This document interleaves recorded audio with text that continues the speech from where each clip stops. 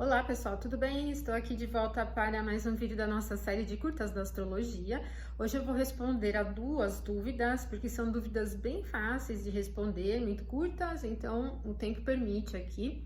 Mas antes de mais nada, eu vou pedir para vocês continuarem colocando as dúvidas, os comentários de vocês aqui nos comentários do vídeo, mas principalmente dúvidas, né? Para eu poder continuar com a série e também colaborar de alguma forma, né? Pelo menos com o meu ponto de vista nos estudos de vocês, né? Lembrando que eu também estou estudando constantemente porque a astrologia não acaba nunca, a gente tem títulos sendo traduzidos agora, né, para o inglês, então tem muita coisa ainda para a gente aprender.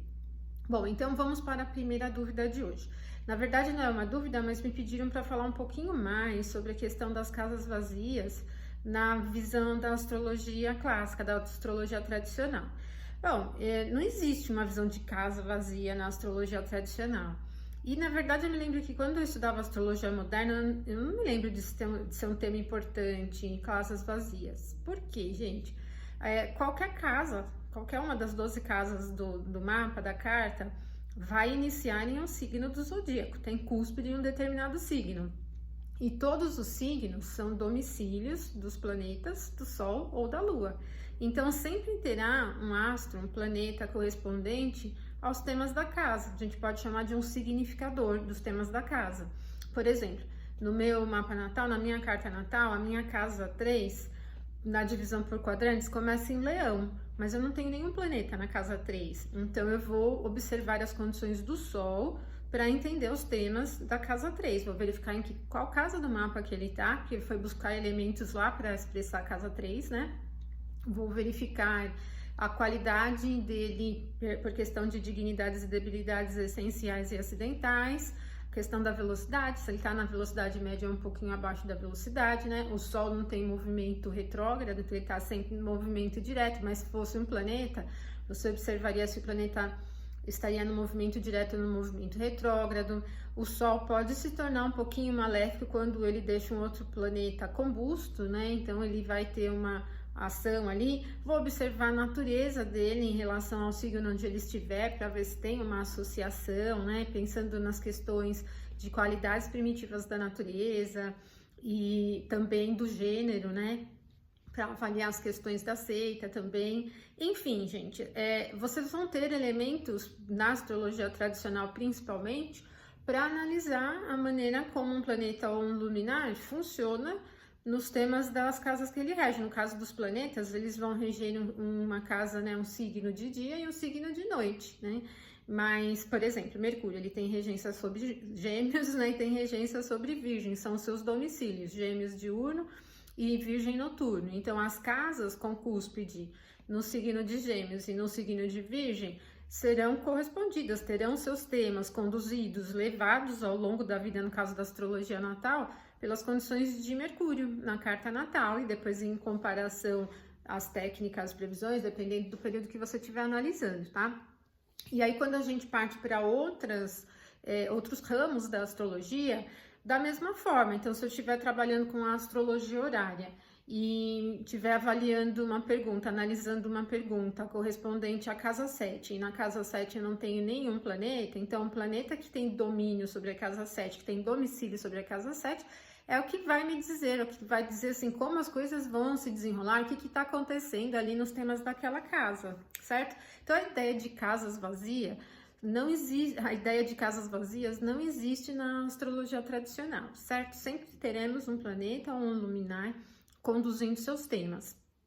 A outra dúvida que pediram aqui para eu abordar um pouquinho mais, também não é uma dúvida, mas pediram para eu falar um pouco sobre a questão de beleza e aparência na visão da astrologia clássica. Bom, a gente tem que ter a referência de que na astrologia clássica, quem diz sobre o corpo, compleição, aparência, é a casa 1 do mapa, né? O ascendente, principalmente, o ponto do ascendente, o grau exato do ascendente, vai nos dizer sobre constituição física do nativo. Se você estiver trabalhando com um mapa de decumbitura, por exemplo, para analisar uma doença, tal, você pode fazer a associação de signo com casa, por exemplo, a casa 1 vai representar a cabeça, né? Mas isso só no mapa de decumbitura, quando a gente está avaliando temas de saúde de forma geral. Então, na astrologia, de qualquer forma, o tema da aparência física, ele vai começar ali pela primeira casa. As condições do regente da primeira casa, do planeta que tem o termo ali no grau do ascendente, vai conduzir a ideia da aparência do nativo. Agora, a beleza é um tema muito relativo. Ele vai levar em consideração os fatores de tendências coletivas. Então, depende da época, né? Se vocês olharem lá no passado, vão verificar que mesmo no mundo ocidental as coisas mudaram bastante em termos do tema beleza, né? Lembra na Idade Média? A gente tem essas referências nos filmes e nas pinturas, né? Os homens usavam perucas, as mulheres também, mas os homens usavam saltinho, meias finas, enfim, tinha uma coisa totalmente diferente do que é hoje, né? E às vezes não precisa nem muito atrás, né? Na história, olhando aí algumas décadas, você já consegue perceber que as coisas se modificam bem. Até se você se voltar lá para a década de 70 e 80, o que era padrão de beleza naquela época, hoje já não é mais, né? Então, a beleza, ela depende de muitos fatores, fatores culturais, socioculturais, né? A época em que vive e muitas outras coisas. Agora, a Vênus é um planeta bem vinculado à ideia da beleza, né? O astro que mais diz sobre beleza, que é um significador de beleza natural. Então, primeiro, se Vênus estiver vinculado ao signo ascendente e ele estiver em boas condições na carta, boas condições é condição de velocidade, de movimento, dignidade essencial, dignidade acidental, né? Que entra então a velocidade e tal, questão de qualidade em relação ao signo onde estiver, de natureza, né, em relação ao signo onde estiver, e aí isso vai nos dar uma percepção de beleza. E outra questão também é que a beleza, ela se molda muito com os interesses pessoais, né? Então eu posso achar que uma pessoa é bonita e outra pessoa que tá aqui do meu lado acha que a mesma pessoa não tem atrativo nenhum. Mas de maneira geral, o que vai fluir de acordo com os padrões de beleza da época, né, os socioculturais, vão ter ligação tanto com o ascendente como com Vênus. Então, por exemplo, às vezes Vênus não está na primeira casa, não é regente do ascendente, não tem o ascendente ali no termo de Vênus, e também Vênus pode estar até numa condição um pouco precária na carta, mas o ascendente pode ter uma relação por aspecto, uma recepção mútua com Vênus, por exemplo, e isso vai agregando, então, essa característica de beleza dentro do contexto, né, da época, do ambiente propriamente, tá bom? Então, não é muito fácil você entender se uma pessoa é bonita ou se ela não é bonita. Não adianta você olhar e falar assim, olha, a pessoa tem Vênus em Touro ou Vênus em Libra e ela é bonita. Tem que levar em consideração muitas outras questões, tá bom?